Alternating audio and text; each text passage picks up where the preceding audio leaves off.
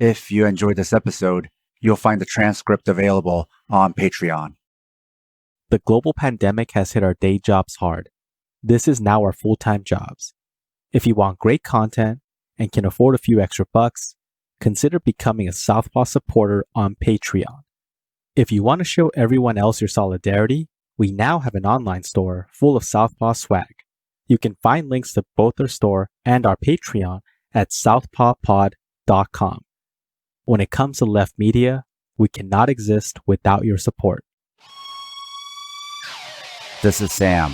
This is Paul, and this is Fight Study.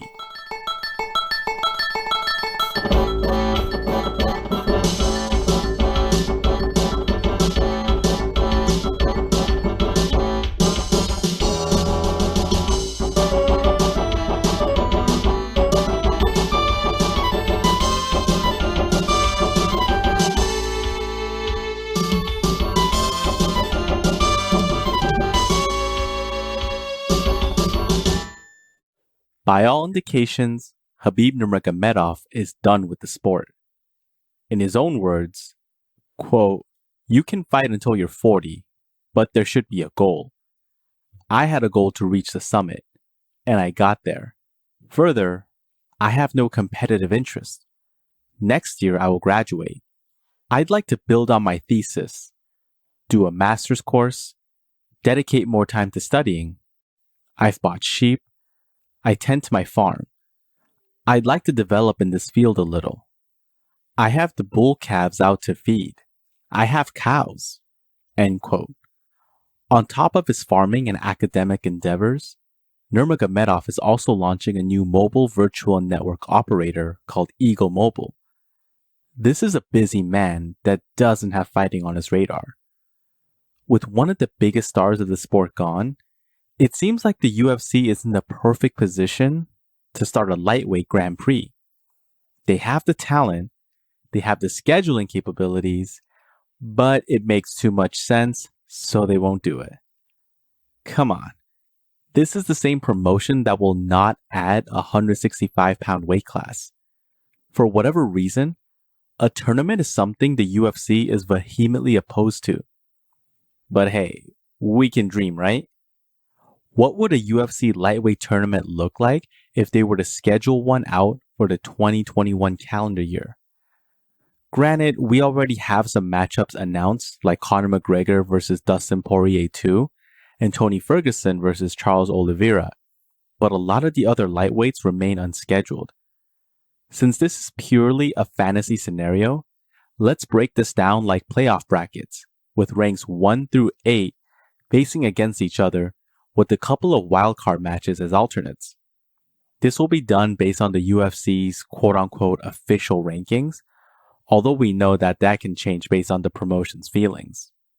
Justin Gaichi, number 1 seed, versus Paul Felder, number 8 seed.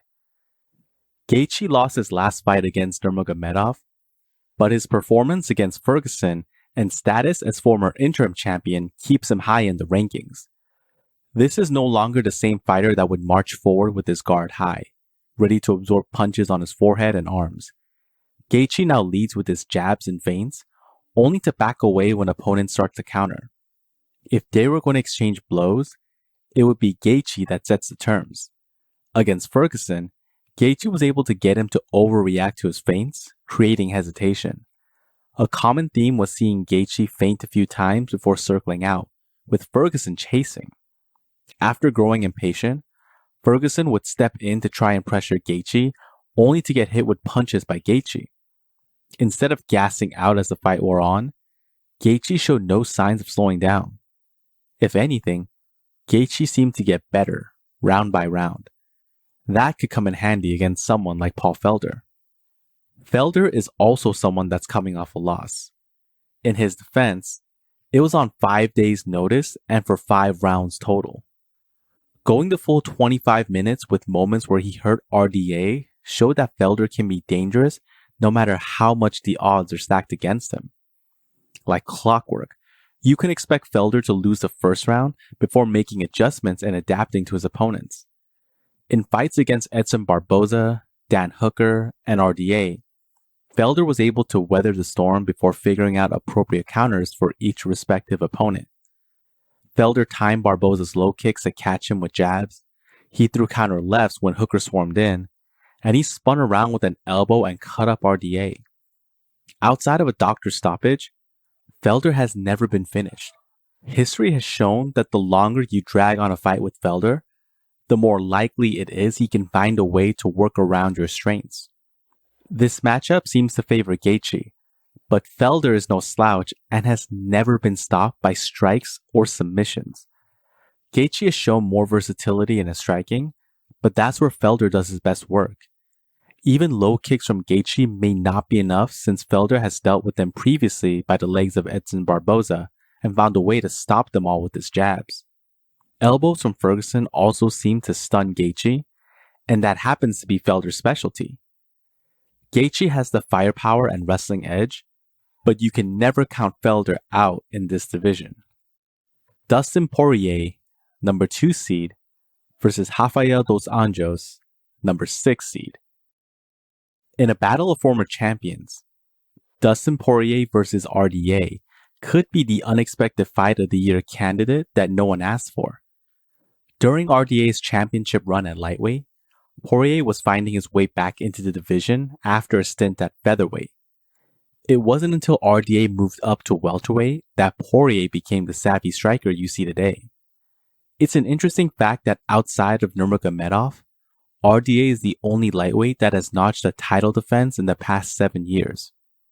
That's right, other champions either had no title defenses or were interim champions at best.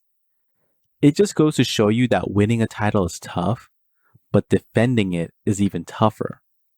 With Nurmagomedov retired, it might be the perfect time for RDA to try and reclaim the lightweight title.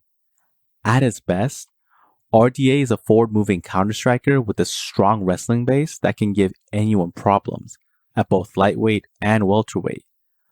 RDA's clinch game combined with knees to the body tire opponents, and if he can't grab their necks, he has no problem throwing hooks to the midsection as a plan B. RDA is not the only one that went from veteran to champion. Poirier went from getting flatlined by Michael Johnson to beating Gaichi and Eddie Alvarez back-to-back in 4 months. It was subtle changes that made the biggest differences. By pressuring opponents with timing and accuracy, Poirier could focus on setting his left straight whenever the openings presented themselves. Adding in feints also caused overreactions in opponents, giving Poirier opportunities to counter. To strengthen his defense, Poirier committed to moving his head offline, either by slipping or moving slightly back, and using the shoulder roll. These 2 defensive moves give Poirier the visibility to counter effectively, but absorb strikes if necessary.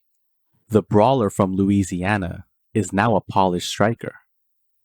Poirier gets Gaichi to cover up by throwing a barrage of hooks and finishes with a kick, adding a jab towards the end as he retreats.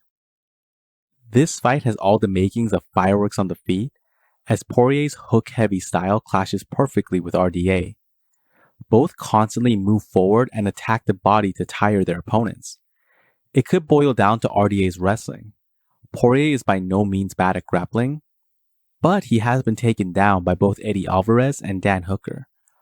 RDA was able to take Colby Covington and Michael Chiesa down, both much larger opponents with strong grappling bases. If RDA can time some of Poirier's leg kicks for takedowns, it could prove to be problematic for Poirier.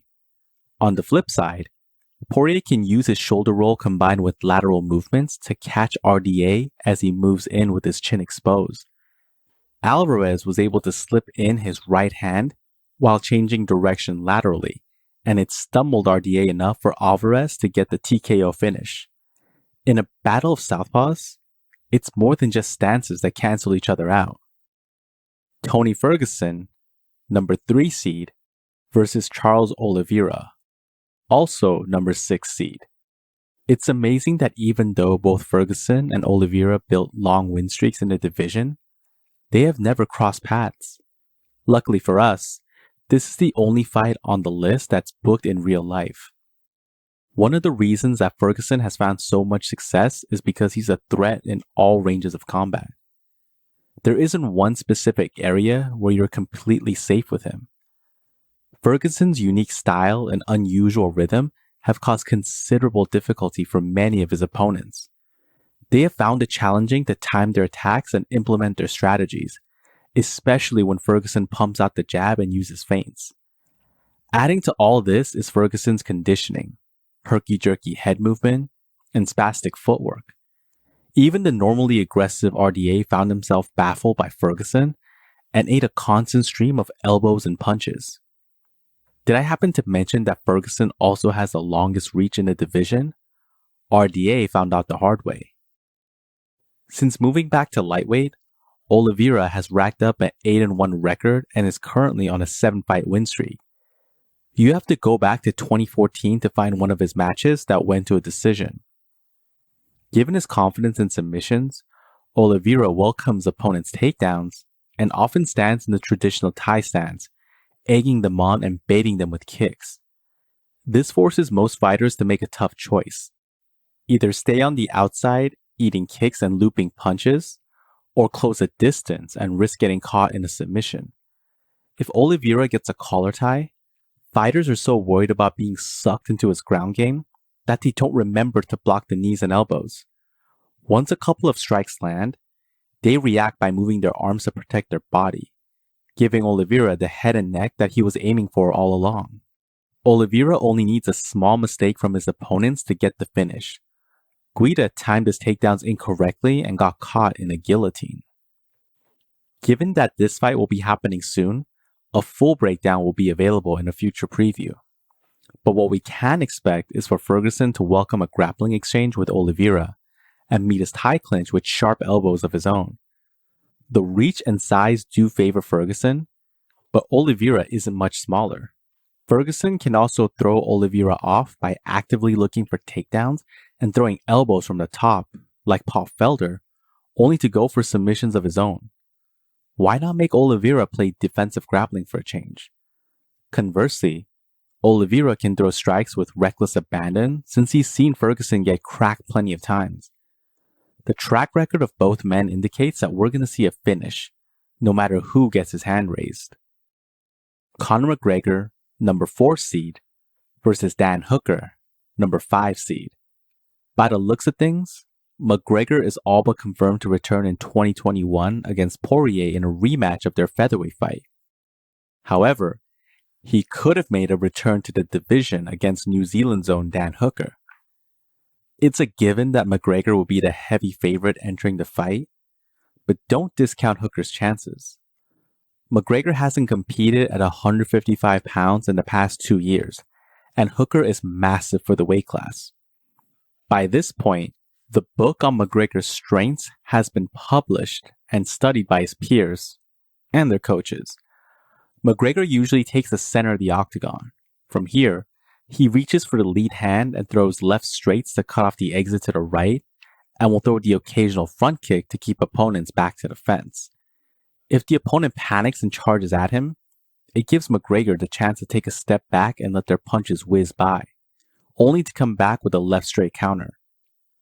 Hooker is one of the bigger guys at lightweight, and it's incredible to think that he made featherweight earlier in his career. His most recent loss to Poirier shouldn't hurt his stock too much. Hooker's counter left hook is great against fighters who press forward, and McGregor will be no exception. Against the likes of James Vick, Al Iaquinta, Felder, and Poirier, his counter left hooks found their target repeatedly and no one was left unscathed. Whenever Hooker can keep you at range, he prefers to throw kicks to draw out reactions so he can counter accordingly. His slow cooker method served him well in most of his fights, and it was a key part of his victory over Paul Felder. Hooker's ability to set the pace and find openings as the fight wears on has gotten better. What was fun to watch in the Felder and Poirier matchups were Hooker's hip feints, which got both men to overreact and set them up for low kicks. A 1-2 from Hooker gets Jim Miller to swing and miss, allowing him to counter with the left hook and knee to the jaw. McGregor's left hand is a great equalizer, but it doesn't have the best track record against men his size. Donald Cerrone was stopped by McGregor in less than a minute, but Cerrone's recent fights show that this might be due more to his decline than McGregor's power. With that said, McGregor still finds a way to land his left straight in almost every fight, and it's carried him to 2 title victories in different weight classes. He also showed in the Chad Mendes and Nate Diaz fights that he knows the importance of targeting the body, something that Hooker has shown vulnerability in. For Hooker, his low kicks and counter left hooks can prove to be a nightmare for McGregor if set up properly. Nate Diaz is similar in size, and he was able to draw up punches from McGregor by volume alone, and Hooker's low kicks are some of the best in the division. Hooker might struggle against other grapplers in the division, but on the feet, he can give anyone problems, McGregor included. Alternate bouts. Michael Chandler versus Diego Ferreira, number 9 seed. Chandler is a new kid on the UFC block, but at 34 years old, he's no spring chicken. Originally introduced to the UFC as the backup fighter for Nurmagomedov or Gaichi, Chandler comes with championship gold from another promotion. His recent record doesn't reflect the best competition he could have faced, and it could prove to be an issue among other UFC lightweights. However, Eddie Alvarez didn't debut in the best of circumstances, and he ended up becoming champion. Matching him against Ferreira could give us a chance to gauge where he is in the division. Ferreira is ranked in the top 10 and on a 6-fight win streak. If Chandler can cruise by easily, it'll show he deserves a top 5 opponent next, if not an outright challenge for the title. If Ferreira wins, he would have beaten the champion from a rival promotion and notches his win streak to 7. Moving his ranking and giving the UFC another title contender to add if they need a short notice competitor that they could legitimately push. Beneil Dariush, number 12 seed, versus Islam Makhachev, number 13 seed. It's a shame that Makhachev had to pull out of his fight against RDA due to a staph infection, since it would have let us know where he stands in the division. Since RDA has notched a win against Felder and will most likely be moving on to other opponents, a fight against similarly ranked Dariush could be fun. Both have established win streaks dating back a few years and have built a solid striking base. This might not be main event material, but it's a solid addition to any card. The winner can obviously crack the top 10, and in this hypothetical tournament, has a shot at becoming world champion. This might all seem like a pipe dream, but lightweight is a stacked division, so some of these matchups will happen. With Nurmagomedov out of the picture, there are very few fights that won't have title implications. Whether they call it a tournament or not, it is a tournament in the minds of lightweight fighters to see who gets to claim the empty throne. Now that's the show. If you enjoyed this episode and find this type of independent media worthwhile, please consider supporting the show on Patreon. We have a lot more episodes like this one in the works, but need your financial support to keep the show running. Even a few dollars a month goes a long way. No one does what we do, and it's all being funded by you, the listener. In return for supporting us, you'll gain access to lots of bonus content along with our private Discord chat. Even if you can't support us, there's a lot of free bonus content there as well. We also have an online store if you want to show your Southpaw solidarity by wearing our swag. You can find all pertinent links at southpawpod.com. And if you can't afford to support the show and still want to help, please leave us a 5-star review wherever you listen. This makes it easier for others to find us. And don't forget to share your favorite episodes or the podcast itself on social media. Tell your friends. Until next time, goodbye. Southpaw, hitting with the left. Southpaw, Sam, Paul. Southpaw, Southpaw.